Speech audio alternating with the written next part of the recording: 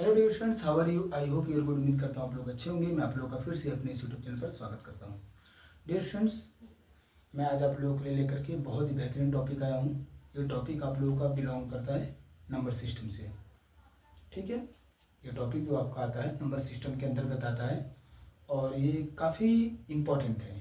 Important इसलिए है क्योंकि जब हम सीनियर क्लास में पढ़ते हैं तो नंबर्स के बारे में बात तो हमेशा होती रहती है। ठीक है, तो आप लोग खुद पढ़ेंगे तो आपको पता चल जाएगा कि किन नंबरों की बात मैं कर रहा हूँ। ठीक है, तो चलिए बिना देरी किए हुए शुरू करते हैं।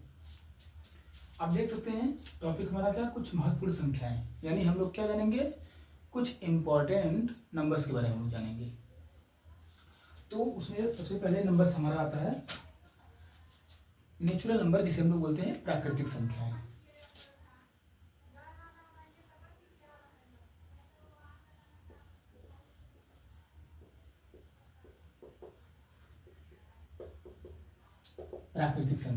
प्राकृतिक संख्याओं को बोलते हैं नेचुरल नंबर्स। ठीक है, ये क्या होती हैं, गिनती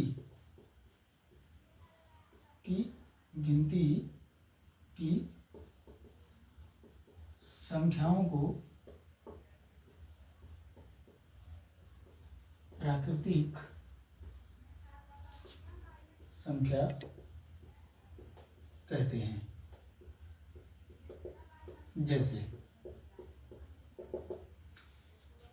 1, 2, 3, 4, 5 इनफाइनाइट तक। ठीक है, ये देखिए परिभाषा उदाहरण के सहित हो गया। तो गिनती की संख्याओं को प्राकृतिक संख्या कहते हैं। जैसे आपके सामने उदाहरण मैंने दिया है 1, 2, 3, 4, 5, 6, 7, इस तरह से जो संख्या चलती जाएंगी कहाँ तक, अनंत तक। ठीक है, तो गिनती की संख्याओं को प्राकृतिक संख्या कहते हैं। जैसे 1, 2, 3, 4, 5, ये कहाँ तक जाएंगे, अनंत तक जाएंगे। तो ये तो हमने परिभाषा और उसका उदाहरण में जाना। ठीक है, लेकिन वो टॉपिक तब तक कंप्लीट नहीं होता जब तक हम उसके बारे में पूरी तरह से ना जान जाए। यानी हमें परिभाषा का ज्ञान हो गया कि प्राकृतिक संख्या क्या है, नेचुरल नंबर क्या है, जो गिनती की संख्या होती है, जो हम लोग काउंटिंग नंबर शुरू से करते हैं, बचपन से करते हैं, वो हमारी कौन सी संख्या होती है, प्राकृतिक संख्या होती है। ठीक है, वो 1 से शुरू होकर कहाँ तक जाती है, अनंत तक जाती है। ठीक है, अब देखिए इसमें प्रश्न क्या है, सबसे छोटी प्राकृतिक संख्या, सबसे छोटी प्राकृतिक संख्या। अब देखिए सबसे छोटी प्राकृतिक संख्या क्या है, तो भाई मैंने आप लोगों को बार बार बताया है, कोई भी चीज, कोई भी वस्तु, कोई भी संख्या जहां से जो शुरू होता है वो क्या होता है, सबसे छोटा होता है। तो प्राकृतिक संख्या कहाँ शुरू हो रही है, 1 से शुरू हो रही है, तो सबसे छोटी प्राकृतिक संख्या क्या होगी, 1। ठीक है, सबसे बड़ी प्राकृतिक संख्या की बात आ जाए, सबसे बड़ी प्राकृतिक संख्या, तो देखिए उस तरह से सबसे बड़ी प्राकृतिक संख्या कोई भी नहीं है, क्योंकि ये अनंत तक गया है। ठीक है, तो सबसे बड़ी प्राकृतिक संख्या कोई नहीं है, कोई नहीं है। ऐसे दूसरे शब्द में हम बोल सकते हैं अनंत, यानी अपरिभाषित भी से बोलते हैं हिंदी में। ठीक है, तो ये हो गए हमारे 2 प्रश्न से रिलेटेड हो गए, समझ गए आप लोग। तो गिनती की संख्याओं को प्राकृतिक संख्या कहते हैं। सबसे छोटी प्राकृतिक संख्या हमारी 1 है और सबसे बड़ी प्राकृतिक संख्या नहीं होती है, या हमसे अगर रिप्रेजेंट करना चाहें कहीं ऑप्शन में तो क्या होता है, अनंत होता है, इनफाइनाइट। चलिए अब दूसरे नंबर की तरफ चलते हैं। आप लोग स्क्रीनशॉट ले सकते हैं।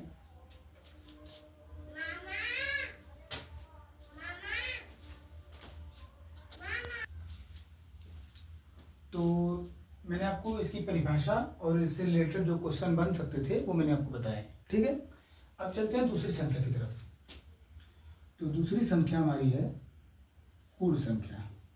पूर्ण संख्या, अब पूर्ण संख्या को हम लोग बोलते हैं होल नंबर, इंग्लिश में बोलते हैं। हम लोग क्या बोलते हैं पूर्ण संख्या को, हम लोग बोलते हैं पूर्ण संख्या को होल नंबर। ठीक है, अब देखिए आप लोग, ये होगी पूर्ण संख्या। तो प्राकृतिक संख्या में 0 शामिल कर देने पर प्राप्त संख्या पूर्ण संख्या कहलाती है। पूर्ण संख्या कहलाती है। अब देखिए पूर्ण संख्या में आपको बताया, इसे इंग्लिश में बोलते हैं होल नंबर बोलते हैं। क्या है कि प्राकृतिक संख्या में शून्य शामिल कर देने पर, मिला देने पर जो संख्या में प्राप्त होती है उसे हम लोग क्या बोलते हैं, पूर्ण संख्या बोलते हैं। अब उदाहरण देखिए आप लोग, उदाहरण 0, बस क्या हुआ, 0 से शुरू होने वाली संख्या। हमें देखिए मैं आपको बताना चाहता हूँ परिभाषा, आप लोग अगर कोई भी टॉपिक समझ जाते हैं तो आप लोग अपने से भी परिभाषा बना सकते हैं, रटने का काम मत किया करिए आप लोग। अब आप लोग इस तरह भी कह सकते हैं 0 से शुरू होने वाली संख्या क्या आती है, पूर्ण संख्या होती है। उदाहरण 0, 1, 2, 3, इस तरह से ये कहाँ तक जाएगी, अनंत तक जाएगी। अब देखिए इसका प्रश्न, सबसे छोटी पूर्ण संख्या, सबसे छोटी पूर्ण संख्या क्या है, 0। सबसे बड़ी पूर्ण संख्या, अब उस तरह से देखा जाए तो कोई संख्या नहीं है, और हम अपरिभाषित देखते हैं, हिंदी में अपरिभाषित इसे बोलते हैं, इंग्लिश में इनफाइनाइट, अनंत भी बोलते हैं इसको, ये हो गई। ठीक है, तो प्राकृतिक संख्या और ये हो गई पूर्ण संख्या। अब देखिए अगर कोई भी चीजें कुछ हद तक मैच कर रही हैं तो उनसे भी प्रश्न बनता हमारा है। आप देख सकते हैं कि ये प्राकृतिक संख्या है, ये पूर्ण संख्या है, आपको काफी सिमिलरिटी नजर आ रही होंगी, उदाहरण को देख लीजिए आप। ठीक है, तो अब इनसे रिलेटेड देखिए प्रश्न मैं आपको बता सकता हूं क्या है। प्रश्न कैसे बनता है, क्या सभी प्राकृतिक संख्या पूर्ण संख्या है। अब प्रश्न क्या बना, क्या सभी प्राकृतिक संख्या पूर्ण संख्या है। तो देख लीजिए सभी प्राकृतिक संख्या, अब ये पूर्ण संख्या देखिए, तो प्राकृतिक संख्या पूर्ण संख्या में सभी है कि नहीं, सभी देखिए एक से लेकर शुरू है, तो हम देखेंगे हाँ सभी प्राकृतिक संख्या पूर्ण संख्या है। ठीक, अब देखिए क्वेश्चन बनेगा, क्या सभी पूर्ण संख्या प्राकृतिक संख्या है, प्राकृतिक संख्या है, तो लिखेंगे नहीं। आप देख सकिए, अब बोला क्या सभी पूर्ण संख्या में 0 आ गया कि नहीं आ गया 0, तो क्या 0 इसमें है, नहीं है भाई, तो सभी पूर्ण संख्या प्राकृतिक संख्या नहीं है। ये 2 क्वेश्चन हमारे और बन गए, इन दोनों को मिला करके कंबाइन करने के बाद। आई होप आप लोगों को समझ में आ रहा होगा। अब चलते हैं नेक्स्ट नंबर के बारे में पढ़ने के लिए, आप लोग स्क्रीनशॉट ले सकते हैं।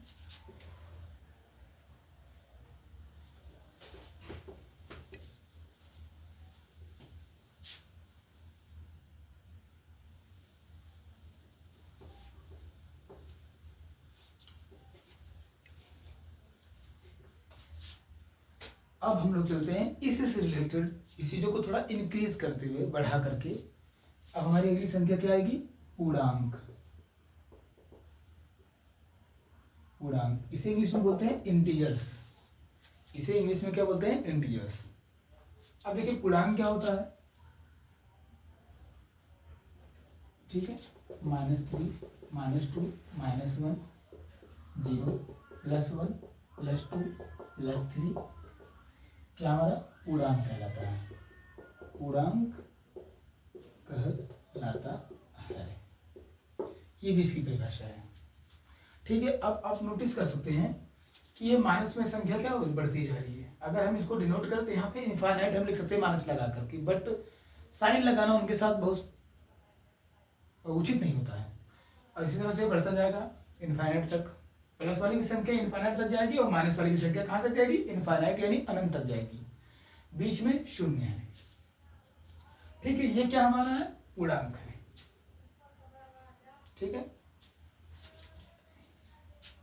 तो ये पूर्णांक की परिभाषा हमारी हो गई। अब देखिए इससे प्रश्न कितने बनेंगे, हम यहां से अगर नोटिस करें, ये हमारी कौन संख्या हो गई, पूर्ण संख्या। अब देखिए यहाँ पे पूर्ण संख्या 0 से शुरू होती है ना, अनंत तक जाती है, और यहां से अगर हम नोटिस करें तो क्या हो गई, प्राकृतिक संख्या, है ना।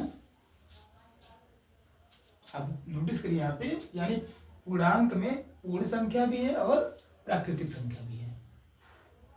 तो अगर प्रश्न बन सकता हमारा है, क्या सभी पूर्ण संख्या पूर्णांक है, तो हाँ भाई है। देख लीजिए सभी का मतलब 0 से है ना, तो सभी पूर्ण संख्या पूर्णांक है, सभी प्राकृतिक संख्या पूर्णांक है। क्या सभी पूर्ण संख्या पूर्णांक है? हाँ, सभी पूर्ण संख्या पूर्णांक है। आपको मैंने दिखा दिया, आप देख सकते हैं इसमें, क्या सभी प्राकृतिक संख्या पूर्णांक है?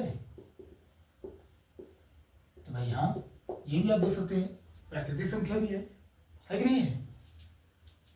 देखिए काफी टॉपिक से क्रिएट होगा, और यही पूर्णांक की मैं जो बात कर रहा था, आपको पूर्णांक का जो उल्लेख है, आपको लोअर क्लास से जहां से स्टार्ट होगा तो रहेगा ही, आपको 9, 10, 11, 12 सब में इसका जिक्र होता रहता है। ठीक है, चलिए, तो ये हो गया। अब क्या सभी पूर्णांक पूर्ण संख्या है? नहीं। क्यों नहीं है? क्योंकि भाई पूर्ण संख्या में माइनस की कोई संख्या नहीं है, लेकिन पूर्णांक में तो माइनस भी है। ठीक है, इसलिए नहीं है। क्या सभी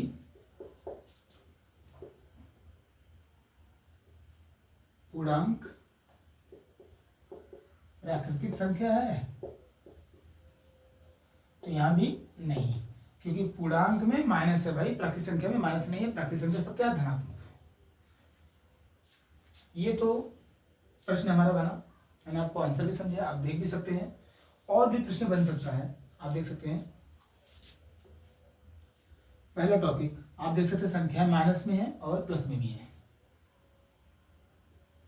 0 से दाएं की संख्या धनात्मक। 0 से दाएं की संख्या क्या है? धनात्मक, दाएं इधर है। ठीक है, 0 से बाएं की संख्या ऋणात्मक। 0 से बाएं की संख्या क्या है? ऋणात्मक। आप देख सकते हैं 0 से इधर बाएं है, तो ये क्या है? ऋणात्मक। अब भाई ऋणात्मक और धनात्मक संख्या की दो बातें हो गई। अब तीसरा भाग भाई 0 भी तो है ना। अब देखिए 0 न तो धनात्मक है और न ही ऋणात्मक, न ही ऋणात्मक। ठीक है, यानी 0 ना तो प्लस में है ना तो माइनस में है। अब जानिए, ठीक है। चलिए, आप स्क्रीनशॉट ले सकते हैं।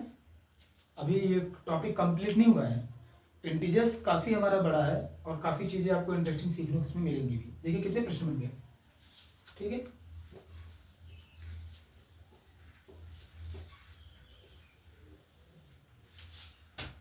अब देखिए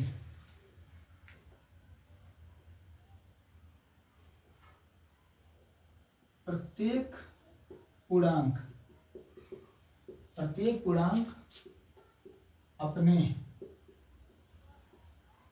बाएं आने वाले पूर्णांक से बड़ा होता है। ठीक है, आपको मैंने बताया जैसे इधर बाएं है, इधर दाएं है। ठीक है, तो आप नोटिस करिए, चलिए माइनस की संख्याओं को छोड़ दीजिए, आप यहां बताइए 1 से 2 बड़ा है कि नहीं बड़ा है? आपको पता है भाई, ये छोटे बच्चे भी बता सकते हैं 1 से 2 क्या है? बड़ा है। तो 1 से 2 बड़ा है, तो बताइए 1 के दाएं है कि नहीं दाएं है? क्योंकि इधर क्या होता है? दाहिना है, इधर बाएं है। इसी तरह से 2 से 3 बड़ा है कि नहीं बड़ा है? 3 किधर है? दाएं है, और 2 बाएं है। तो आप यहाँ से जस्टिफाई कर सकते हैं, क्लियर कर सकते हैं कि जो दाहिने का पूर्णांक होता है वो बाएं वाले से क्या होता है? बड़ा होता है। एवं बाएं का पूर्णांक सदैव दाएं के पूर्णांक से छोटा होता है। ठीक है, यानी कि दाहिने वाला पूर्णांक बड़ा होता है और बाएं वाला हमेशा छोटा होता है। ये बातें होगी और ये काफी चीजों को क्लियर करती हैं। ठीक है, अब देखिए आप ये सभी संख्याएं शून्य से बड़ी हैं, क्योंकि शून्य क्या है, इन सभी धनात्मक संख्याओं से किधर है, बाएं है। देखिए इधर बाएं है, ठीक है, और इधर क्या है, दाहिना है। तो भाई शून्य के दाहिने के लिए दाहिना है, इसीलिए शून्य से एक क्या है, बड़ा है। और समझ गए आप लोग, क्लियर हो गया यहाँ पे मामला। अब इधर देखिए, अब ये सब शून्य के क्या है, बाएं हैं, इसीलिए इन सभी माइनस वाली संख्याओं से शून्य क्या होता है, बड़ा होता है। देखते हैं आप लोग कितने टॉपिक बन रहे हैं पूर्णांक से। पूर्णांक बहुत इंपॉर्टेंट टॉपिक है।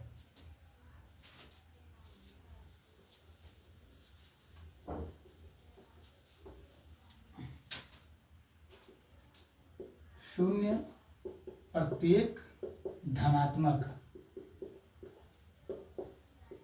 पूर्णांक से, शून्य प्रत्येक धनात्मक पूर्णांक से बड़ा तथा ऋणात्मक प्रत्येक धनात्मक पूर्णांक से छोटा। धनात्मक पूर्णांक से छोटा क्यों, क्योंकि धनात्मक संख्या शून्य के किधर है, दाहिने है, तथा ऋणात्मक पूर्णांक से बड़ा होता है, बड़ा होता है। ठीक है, आप देख सकते हैं जो शून्य हमारा है वो क्या है, सभी माइनस वाले के दाहिने है, इसलिए सभी माइनस वालों से बड़ा है, और सभी प्लस वालों के ये बाएं हैं, इसीलिए सभी प्लस वालों से छोटा है। ठीक है, आप इस तरह देख सकते हैं कि मैं एक दूसरे शब्दों में बता सकता हूं कि जो आगे आ रही संख्या, आगे वो बड़ी, जो पीछे वो छोटी। ठीक है, इस तरह से शून्य प्रत्येक धनात्मक पूर्णांक से छोटा तब प्रत्येक ऋणात्मक पूर्णांक से बड़ा होता है। मैंने रीजन बता दिया, क्योंकि धनात्मक से वो बाएं हैं और ऋणात्मक से दाएं हैं। तो मैंने आपको बताया था जो दाहिने संख्या होती है वो बाएं वाले से क्या होती है, बड़ी होती है। ठीक है, अब देखिए यही रीजन है, -3 व -2, इसमें कौन बड़ा है भाई, ये बड़ा है। क्यों, क्योंकि -2 क्या है, इसके देखिए दाहिने हैं, आप देख सकते हैं। ठीक है, बहुत लोग अलग अलग तरह से एक्सप्लेन करते हैं, बट आप लोग वास्तविक रीजन जान लीजिए, क्योंकि जो -3 है वो किसके, 2 के दाहिने पड़ेगा, बाएं पड़ेगा, और -2 क्या है, दाहिने। तो दाहिने वाला जो पूर्णांक होगा वो बाएं वाले से क्या होगा, छोटा।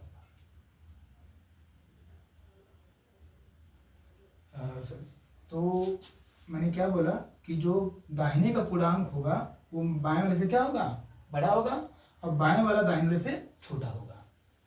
ठीक है, तो डियर फ्रेंड्स, आज की आपको टॉपिक जो है कैसी लगी, ये अभी नंबर सिस्टम का फर्स्ट पार्ट मैंने बताया है, प्राकृतिक संख्या, पूर्ण संख्या और पूर्णांक।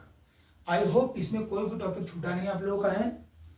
अगर ऐसा आप लोगों को लगेगा कि कोई मैंने टॉपिक छोड़ दिया पूर्णांक से रिलेटेड, तो आप लोग मुझे कमेंट करके जरूर बताइएगा। फिर मिलते हैं नंबर सिस्टम के, यानी संख्याओं का जो प्रकार है उसके दूसरे पार्ट में। तब तक के लिए धन्यवाद।